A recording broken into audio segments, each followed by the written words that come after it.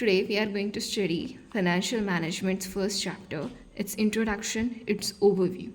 तो सबसे पहली चीज़ फाइनेंस होता क्या है इस फाइनेंशियल मैनेजमेंट में, क्योंकि मैनेजमेंट तो ऑलरेडी हम बहुत पढ़ते आए हैं. तो what exactly is this finance?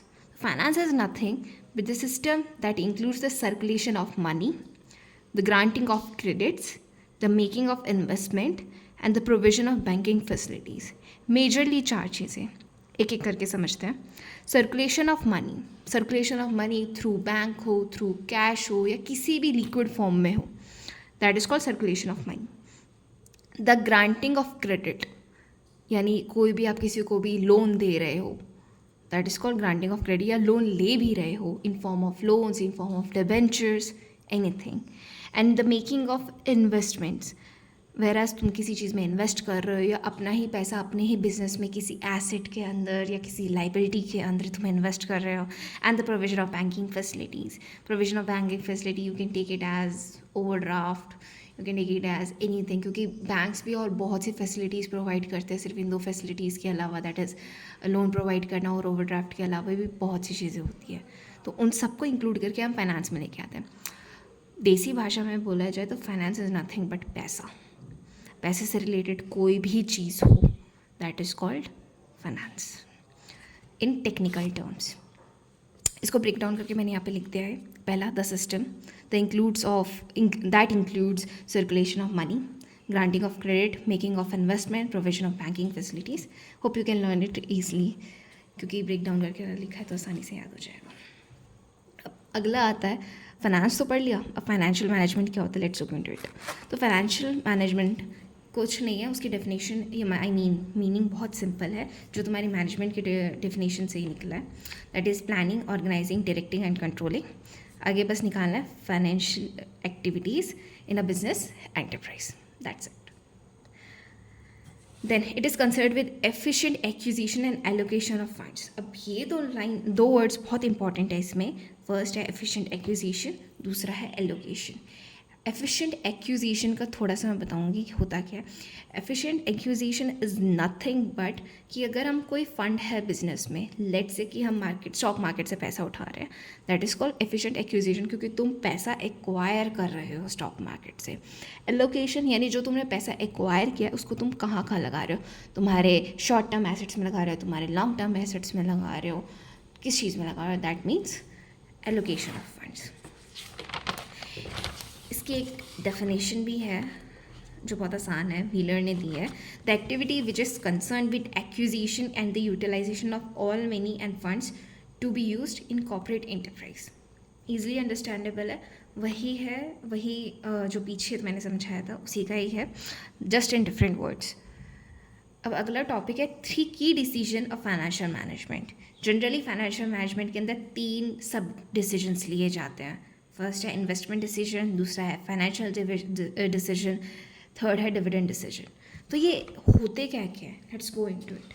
तो पहला है investment decision. Investment decision relates to the selection of assets in which funds will be invested by a firm. कुछ नहीं है, एक पैसा है हाथ में हमारे, अब उस पैसे को हमें कहाँ यूटिलाइज करना है, शॉर्ट टर्म एसेट्स में, लॉन्ग टर्म एसेट्स में. This is called investment decision. For example, तुम एक फाइनेंशियल मैनेजर हो और तुम्हें जस्ट एक इनिशियल स्टेज में तुम्हारा बिजनेस है और तुम्हें ये डिसाइड करना है कि तुम्हें करना क्या है एग्जैक्टली उस पैसे का, कहाँ इन्वेस्ट करना है. तुम्हें वो पैसा बैंक में डालना है, तुम्हें वो पैसा इन्वेंट्री पे खर्च करना है, तुम्हें उस पैसे को मशीनरी पे खर्च करना है.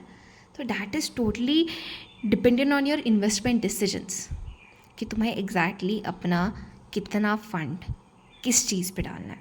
तो जनरली जो भी होते हैं इन्वेस्टमेंट डिसीजन के, वो जनरली 2 कैटेगरी की चीज़ों पे इन्वेस्ट करे जाते हैं. पहला है शॉर्ट टर्म एसेट और दूसरा है लॉन्ग टर्म एसेट. जब पैसा शॉर्ट टर्म एसेट पे करा जाए तो उसे कैपिटल बजटिंग कहते हैं.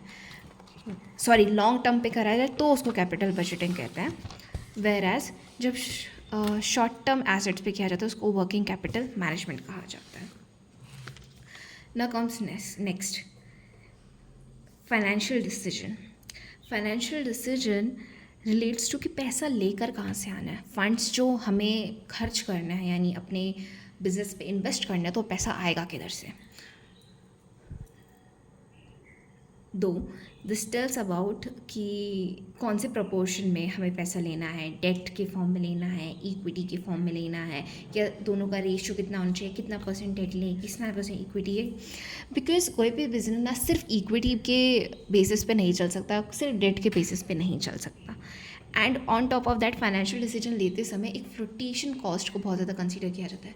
फ्लोटेशन कॉस्ट वो कॉस्ट होती है जब भी तुम पैसा रेज करते हो बाहर से, आउटसाइड से, तो ऐसा होता है कि तुम्हें उसको मतलब पैसा एक्वायर करने के लिए कुछ सर्टेन चार्जेस पे करने पड़ते हैं, जो तुम्हारे मे बी पेपर्स के ऊपर हो, या तुम्हारे अगर लेट से तुम डिबेंचर या इक्विटी रेज कर रहे हो तो उसके ऊपर कुछ कॉस्ट लगती है।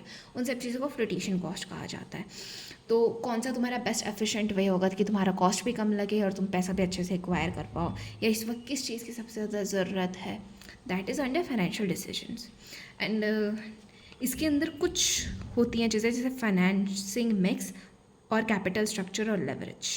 तो दिस इतना डीप जाने की ज़रूरत नहीं है, बस एक लेवरेज इंपॉर्टेंट वर्ड है, और capital structure is nothing but, जिसको तुम कह सकते हो कि कितना परसेंट डेट लेना है, कितना परसेंट इक्विटी लेना है, उसका एक रेशियो होता है, दैट इज़ कॉल्ड लेवरेज और capital structure. Now third comes the dividend decision.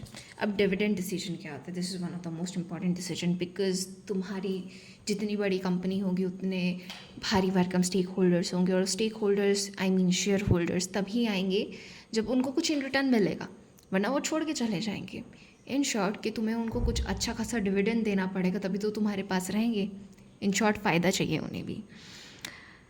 Hence कि कितना परसेंटेज ऑफ कंपनी में जितना भी प्रॉफिट कमाया है उसमें से कितना उसको रिटेन करके रखना है और कितना उसको अपने शेयर होल्डर्स को देना है इन टर्म ऑफ डिविडेंड। है ये इसके अंदर आता है डिविडेंड डिसीजन के ऊपर। काफ़ी और फैक्टर्स होते हैं सिर्फ डिविडेंड डिसीजन का इम्पैक्ट करने वाले, बट इतना इन डीप नहीं जाना है अभी। So that's it for the video. Thank you.